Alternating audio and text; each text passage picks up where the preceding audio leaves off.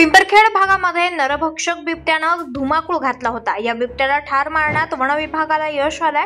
परवा रात्री वन विभागानं लावलेल्या पिंजऱ्यात मादी बिबट जेरबंद झाली होती, त्यामुळे नागरिकांची डोकेदुखी वाढली होती। काल सायंकाळी जिल्हाधिकारी यांच्यासोबत घटनास्थळी मीटिंग संपल्यावर लोक परतल्यानंतर रोहनवर हल्ला झाला। त्याच ठिकाणी रक्ताच्या वासानं तो नरभक्षक बिबट्या पुन्हा येत होता। ड्रोनद्वारे त्याच्यावर लक्ष ठेवण्यात येत होतं।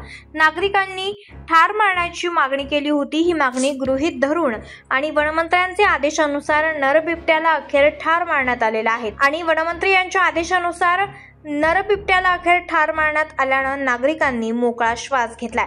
त्या बिबट्याला मारण्यासाठी वन विभागानं रेस्क्यू टीम तसेच पुण्याचे डॉक्टर सात्विक पाठक, पशुचिकित्सक जुबिन पोस्टवाला आणि डॉक्टर प्रसाद दाभोळकर या 2 शार्प शूटरसह वन विभागाची संपूर्ण टीम घटनास्थळी हजर होती।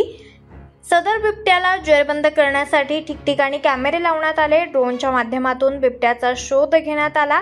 श्वान शूटर यांनी रात्री 10:30 वाजता त्या नरभक्षक बिबट्याला गोळी झाडत नरबिबट्या जागेवर मृत झाल्याचं दिसून आलं। सदर बिबट्या हा 5 ते 6 वर्षाचा आहे, तर नरबिबट्याचे शव हे स्थानिक ग्रामस्थांना दाखवण्यात आलेलं आहे। शवविच्छेदनासाठी बिबट्याला बिबट निवारण केंद्र माणिकडोह या ठिकाणी हलवण्यात आलं आहे।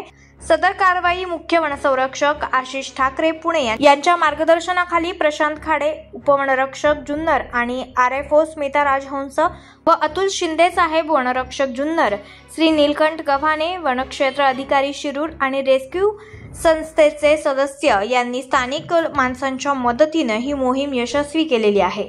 तेज तुफान न्यूज करिता आयुब शेख, पिंपरखेड। आपण पाहत आहात तेज तुफान न्यूज, न्यायिक व निर्भीड बातम्यांचे सर्वांचे आवडते नेटवर्क।